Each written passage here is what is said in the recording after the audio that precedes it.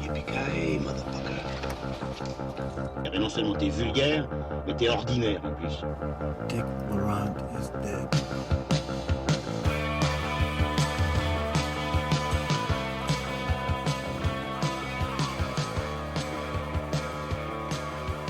Auditrices, auditeurs, cinéphiles, merci d'être ici. Un numéro tout spécial de transmission aujourd'hui, puisque nous avons décidé de faire une spéciale sur un film que Lucien, Manu et moi-même adorons, et que du coup nous avons fait découvrir à notre camarade Julien, qui est ici aussi aujourd'hui.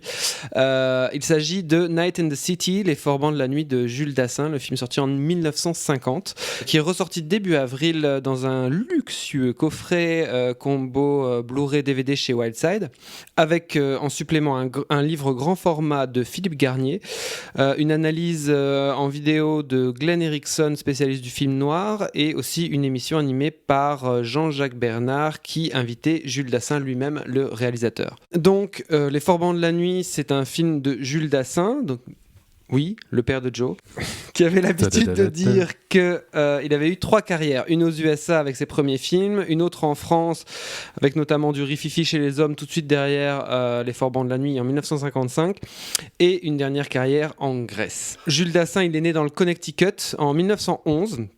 Il a grandi à New York, son père était un émigré ukrainien, et en fait le nom de Dassin vient qu'il y a une faute à Ellis Island. C'était plus facile de mettre Dassin que le patronyme ukrainien. Et c'est surtout que Dassin est un acronyme d'Odessa en fait. Merci Manu pour cette précision.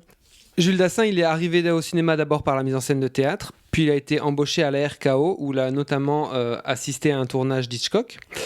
Il est très impressionné par le maître, notamment par sa direction d'acteur. Et c'est à la RKO qu'il dirigera ses premiers essais, puis après ce sera des films de commande pour la MGM, puis enfin la Universal, où il réalise certains de ses films les plus connus comme La Cité sans voile dans les années 40. Pour Les Forbans de la nuit, on est à la fin des années 40, c'est le macartisme, et Jules Dassin va se retrouver inscrit sur la liste noire, donc il est accusé d'avoir été sympathisant communiste, ce dont il ne s'est jamais caché, et il s'exilera en Europe en 49 pour y tourner donc ce film Night in the City, Les Forbans de la nuit. Et qu'est-ce que ça raconte Night in the City ?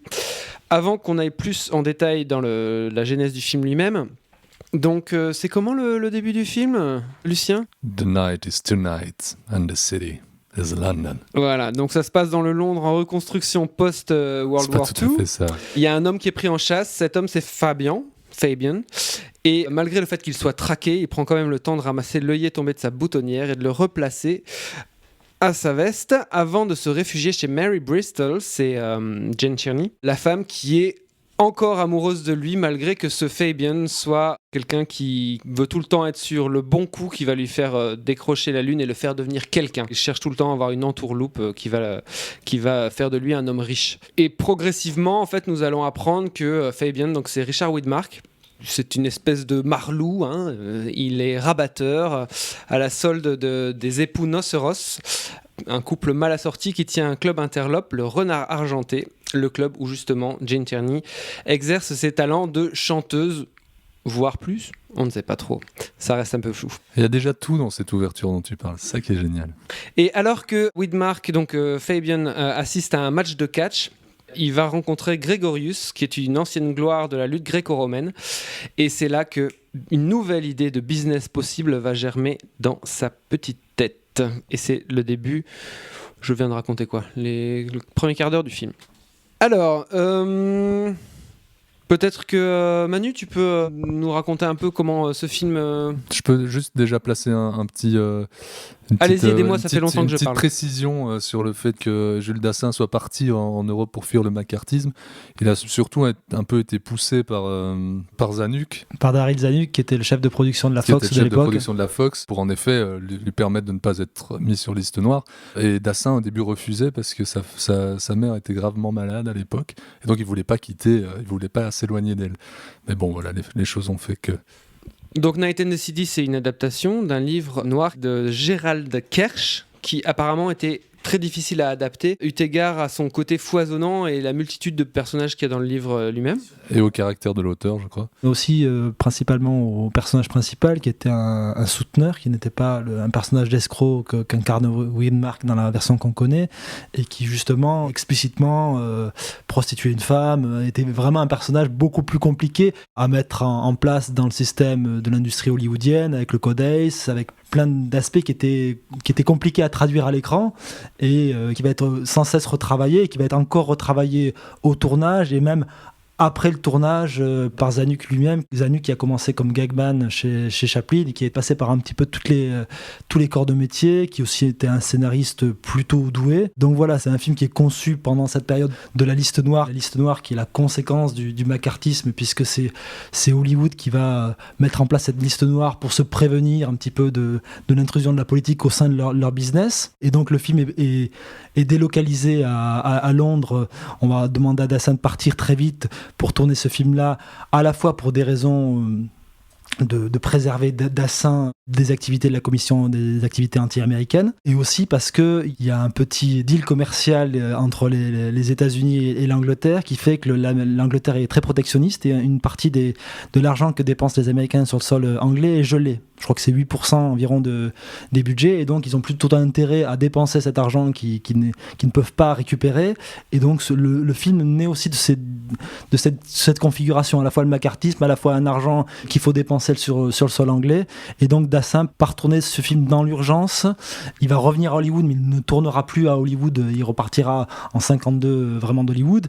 Et cette fuite en avant, elle est aussi, on peut la traduire dans la fuite en avant que va avoir le personnage principal tout au long du film. Donc c'est ça aussi qui est intéressant, que c'est un film qui va tirer parti de tout ça.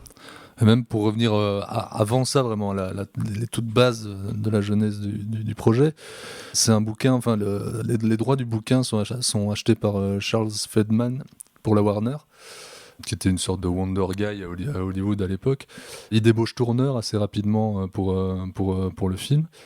Le tournage est repoussé un nombre incalculable de fois parce que Feldman trouve systématiquement le script insatisfaisant. Apparemment, je n'ai lu aucun script de l'époque évidemment, mais le personnage principal était vraiment plus traité en tant que héros. On avait même un moment dans les cours de réécriture, ça n'a pas de rapport avec l'héroïsme du personnage, mais on avait envisagé John Fante pour réécrire le film, entre autres. Et énormément de grands noms. Et Cary Grant pour Cary Grant, James Mason, Stanley Granger pour le rôle principal. Quand on voit que ça a fini par aboutir. Surtout que ça paraît absolument impossible d'avoir ces acteurs-là pour incarner le personnage qui est Henry Fabien, même minoré par rapport au roman. Mais apparemment, dans cette version du script, ils en avaient fait plus un protagoniste à part entière, parce que ici, ce qu'il en résulte au final, dans la version de Jules Dassin, ça reste un personnage qui est hyper intéressant, mais qui fait aussi beaucoup vivre les personnages secondaires qui gravitent autour de lui, et qui amènent un peu plus loin, qui contraste avec la minceur de l'intrigue qui est plutôt pulp, cette minceur d'intrigue qui est tirée du côté pulp du roman. Qui est quand même très accrocheuse. Qui est super, c'est pas ça que je dis. Mais elle est très accrocheuse, et puis elle sort aussi de certains canons qu'on peut voir dans le film noir. On n'est pas dans une histoire de meurtre passionnel, de détective privé, de criminel endurci. Je voulais juste compléter le casting en fait. Donc outre Richard Widmark et Gene Tierney dont on a déjà parlé, il y a Herbert Lom qui joue le rôle de Christo, qui est un peu le concurrent de Widmark pour l'organisation des combats de catch. Il y a Francis Sullivan dans le rôle de Noceros qui tient donc le club, et Googie Withers qui joue sa femme. Et enfin, le rôle du lutteur Gregorius est tenu par Stanislaus Bisko, qui était un vrai lutteur en fait que Jules Dassin avait vu apparemment enfant sur un ring, et apparemment il a fait remuer ciel et terre pour retrouver ce mec qui incarne le lutteur Gregorius dans le film. Qui était devenu éleveur de poulets entre-temps. Mais c'était aussi un mec qui avait fait des hautes études littéraires. Et apparemment la relation entre Dassin et j'ai déjà oublié son nom, tu viens de le dire. Zbyszko. Stanislaus. Ils avaient une très belle relation entre eux qui apparemment, selon Dassin, influait la scène ce qu'en est devenu le personnage dans le film. Donc Manuel, Lucien et moi-même avions déjà découvert ce film en amont, et se découvrant une passion commune pour ce film, nous avons opté pour faire une transmission dessus. Mais Julien l'a découvert pour l'occasion. Julien, qu'as-tu pensé du film ? bonne découverte ce matin à la vision de ce film, je vous en remercie. J'étais aussi justement happé par ce que tu disais, Lucien, sur la scène d'ouverture, la fuite tout de suite qui annonce le film et qui est de manière formelle assez révélatrice de ce qui va se passer.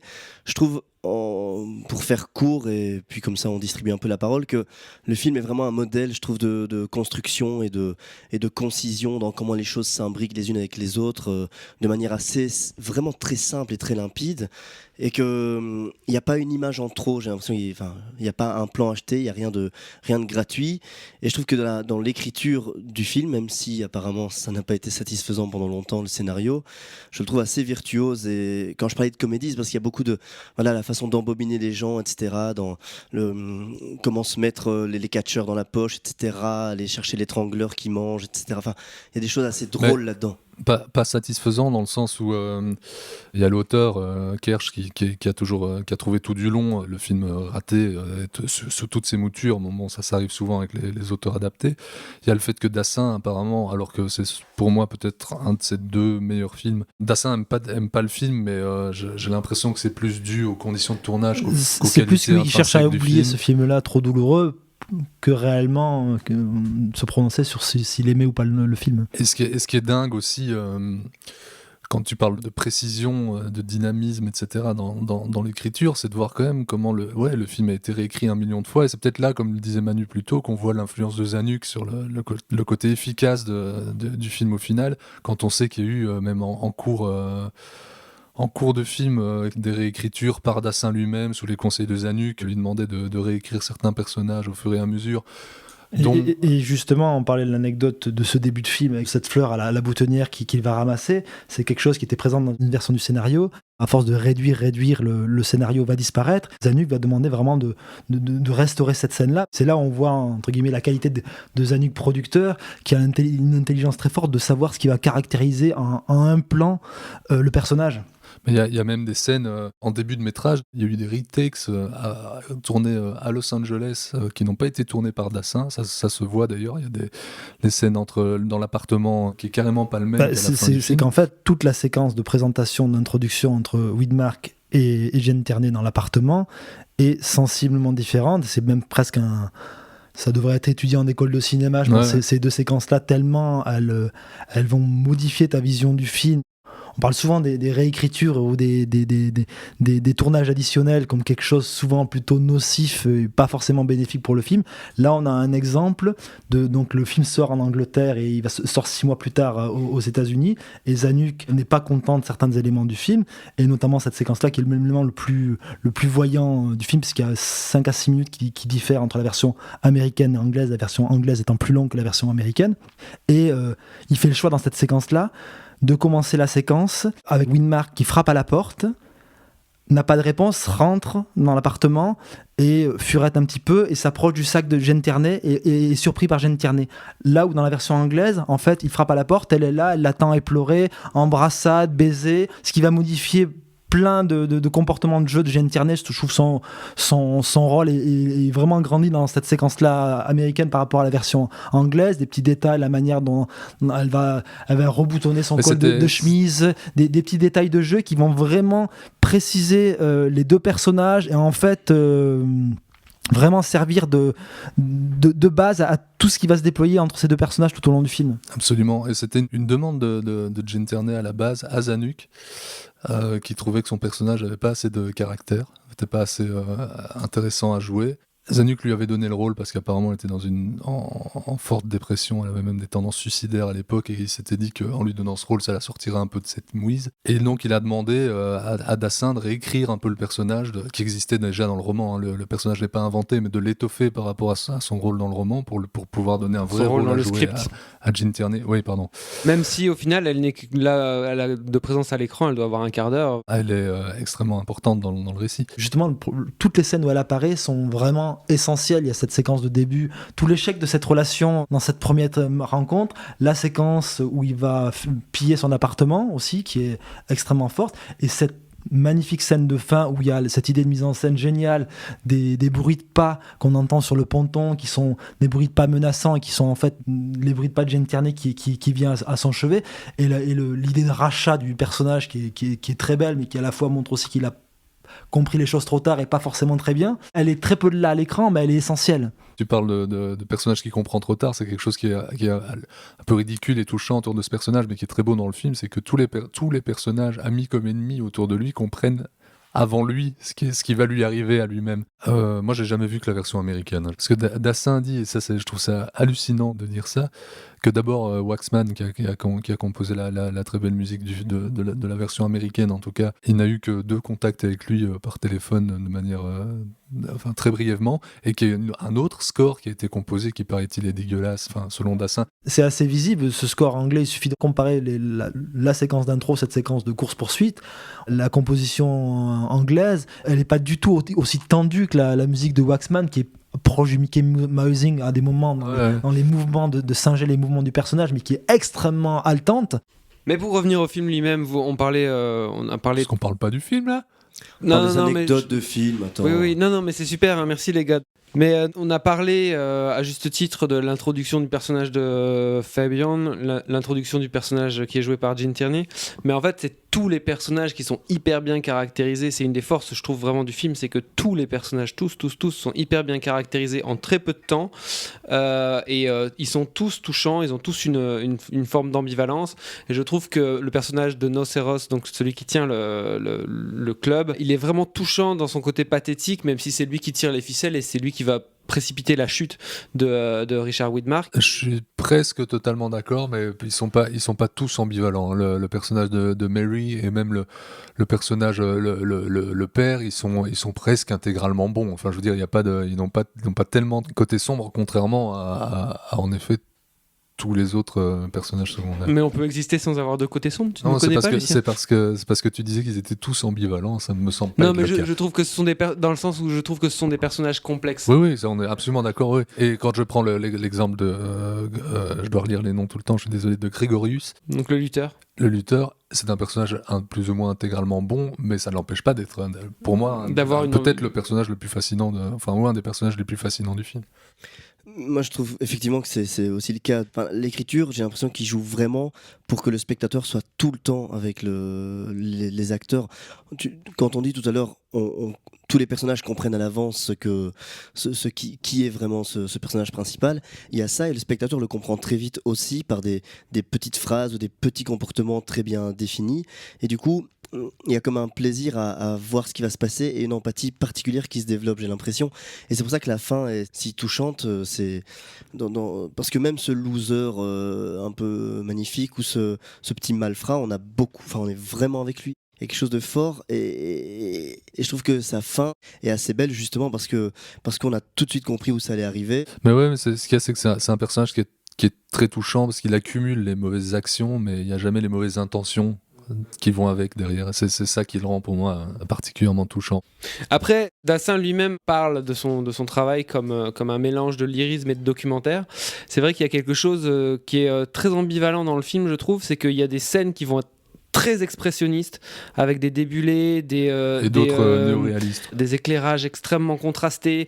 Je pense notamment l'utilisation, le fait d'avoir situé le film à Londres et le setup est super bien dans le film. Ouais, et, dans les ruines du Londres d'après-guerre. Ouais, voilà, c'est ça. Cette poursuite à la fin dans l'espèce de tour là, avec les plans flammes, complètement débulés. J'adore le début du film quand on voit vraiment dépeindre une espèce de monde noctambule londonien où tu as ces espèces où il va voir plusieurs personnes pour essayer de leur retirer 200 livres, je crois, et tu rencontres ce mec qui vend des accessoires aux mendiants, t'as le gars qui fabrique les faux papiers, et même lui, toutes ces entourloupes, t'y crois à mort en fait. T'as l'impression que c'est hyper documenté, tu crois vraiment dans toute cette description du monde de la nuit. C'est vraiment bien observé.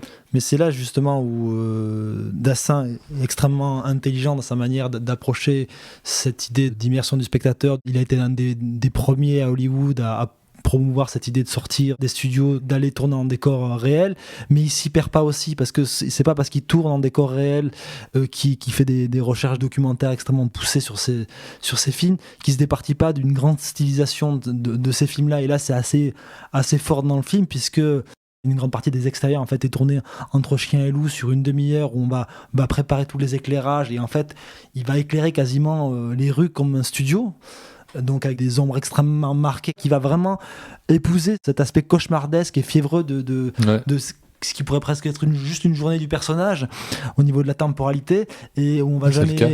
Non, je pense que le film se passe sur une temporalité plus large. T'as une grosse ellipse au moment où il commence à monter son truc de boxe. C'est vrai. Mais voilà, c'est vraiment au service de la narration de son film. Il ne se perd pas dans cette recherche d'un aspect documentaire ou réaliste ou naturaliste, parce que pour le coup, le film est aussi extrêmement expressionniste par plein d'aspects. Bah ouais, mais c'est pas pour rien que la voix off dès le début spécifie bien la nuit, c'est cette nuit, et la ville, c'est Londres, parce que Londres va prendre une énorme place dans le film.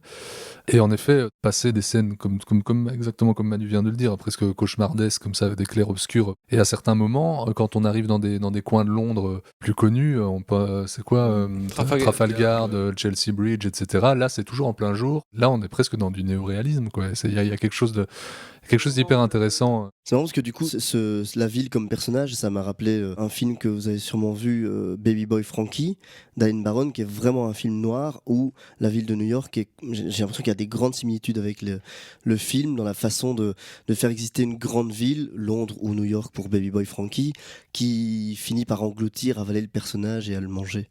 Dassin lui-même l'aura fait avec New York ou avec San Francisco, si je dis pas de conneries. Et par rapport à ce que vous dites sur Fiévreux, moi, j'ai été assez marqué, donc c'est la première fois que je le voyais, par la scène de lutte évidemment. C'est génial. Incroyable. Qui dure tellement longtemps, enfin bon, dans ce côté poisseux, c'est assez difficile à regarder, quoi. Filmer très très près des corps comme ça, c'est un truc qu'on faisait absolument pas à l'époque. Ouais. Mais c'est surtout dans sa longueur et la longueur des plans. Mais c'est vrai qu'elle est très longue et très près des corps, et c'est ça qui rend ce truc désagréable à voir, enfin désagréable. Ouais, à la fin de cette scène-là, t'as le corps de l'étrangleur qui est par terre, tu vois sa respiration, et c'est limite l'état du spectateur en fait, parce que on est complètement exsangue à la fin de ce truc. Il y a un représentant d'un monde ancien, en soustraction totale, avec cette espèce de monde vicié, deux pans de la société qui s'affrontent. C'est une scène magnifique. Mais même en très peu de moments et de scènes, la relation entre Christo et son père est aussi super belle, je trouve, parce que tu sens vraiment l'admiration du fils pour son père, et le fait de l'avoir déçu, et comment est-ce que lui le vit super mal, et du coup il y a une espèce de relation avec Widmark qui serait une espèce de fils de substitution du lutteur. Ce qui fait que ça le transforme pas aussi en méchant pur qui va chasser Widmark. Donc il y a un côté vraiment tragique, parce qu'on comprend en fait qu'il ne peut que demander ça vis-à-vis de Widmark. C'est vrai que la fin de ce Grégorius est aussi assez belle dans la manière qu'il a de demander de fermer la fenêtre, etc. Il y a quelque chose de très. C'est très presque, t'as presque la possibilité d'avoir une petite larme à l'œil à ce moment-là, je trouve. Ouais. Et on n'a pas parlé du jeu de Richard Widmark. Très en énergie comme ça, et qui donne une profondeur hallucinante, mais je te laisse. Non, mais j'ai pas d'argumentaire pour décrire le jeu des acteurs, c'est toujours ma grande faiblesse. Mais je le trouve vraiment très énergique. Comme c'est un grand mince en plus, il est tout en tension comme ça, avec ce sourire qui lui mange la moitié du visage à chaque fois. Il y a cette scène géniale où il vient justement auprès de Nocéros, et il fait cette espèce de solo de batterie avec les mains, où il est très, extrêmement physique. Ça donne un côté un peu grandiloquent, un personnage qui est un peu pathétique, et du coup ça crée un contraste qui est hyper intéressant. Ça fait un vrai loser magnifique. Si on a empathie avec lui, c'est aussi parce que ce côté loser, tu parlais tout à l'heure de son côté enfant, et il y a quelque chose d'assez beau dans la naïveté qu'il a, et dans le côté enfantin, et donc en fait on lui pardonne un peu tout, parce qu'il y a quelque chose de très enfantin dans ses yeux, qui fait qu'on est avec lui et qu'on a envie de le suivre. Et toi tu parles de la batterie, mais c'est la même chose quand il tape dans les trucs de l'espèce de punching ball là, après avoir un peu triomphé de Christ, je crois. Enfin. Mais il a un côté enfantin, mais il a quand même cet aspect justement qu'a Widmark d'être brisé aussi. Il est casté pour ça, et c'est un choix parfait. Il a incarné quand même des grands salauds du film noir américain, et il a quand même ce côté poissard qui lui colle si bien à la peau. Il a une tête d'ado toxico, quoi. Si c'est un ado ou un enfant, c'est un ado toxico, effectivement. Il y a quand même une part de vice dans ses traits, dans son jeu, dans la manière aussi dont Dassin le filme constamment en sueur, toujours transpirant. C'est vrai qu'il trimballe avec ça tout ce côté-là. On sent les fissures quand même. Ouais, mais je crois que là où il est touchant, c'est que il croit en fait à ce qu'il fait, il croit qu'il va y arriver, il croit qu'il va arriver à devenir quelqu'un, donc il a ce côté en fait, vraiment un peu naïf qui fait qu'on a cette empathie avec lui, quoi. Mais par contre la lucidité qu'il a sur la fin et ce retournement de situation et son histoire de comprendre qui il est, de se dire maintenant j'ai un plan sans faille, du coup c'est ça aussi qui donne l'émotion de la scène finale. Julien parlait en off, évoquer en tout cas Touch of Evil, La soif du mal. Ça m'avait jamais frappé avant. Mais alors, quand je l'ai revu là dernièrement, il y a d'abord cette espèce de pessimisme total sur l'humanité, sur la trahison, etc. en période de macartisme. Ce côté baroque aussi, baroque. Enfin voilà, on parlait de cette espèce de vision cauchemardesque de Londres. Et alors, c'est là que ça m'a frappé le plus. Je trouve que j'oublie les noms. Green Street. L'acteur qui joue le gros mafioso. Nocéros. Il est filmé comme Wells dans La soif du mal, vraiment qui déborde du cadre, des cadres très, très fixes en contre-plongée. Comme ça, il y a un plan magnifique où il est en avant-plan et sa femme est derrière lui. Vraiment, je trouve qu'il y a un rapport entre ce personnage et le personnage de Wells dans Touch of Evil. Merci messieurs, bien je pense qu'on va s'arrêter là, on a été long déjà. Donc on vous conseille très fortement de découvrir, si vous ne l'avez pas vu, Night and the City, même si là on vous a un peu spoilé le truc, mais bon. Les Forbans de la nuit, on félicite Wildside d'avoir publié ce magnifique combo DVD Blu-ray. Vous pouvez nous l'envoyer parce qu'on n'a pas assez de sous pour l'acheter et on est en train de constituer la médiathèque de transmission. Donc voilà, ce serait un juste retour des choses. Merci beaucoup, messieurs, et on se retrouve à très bientôt.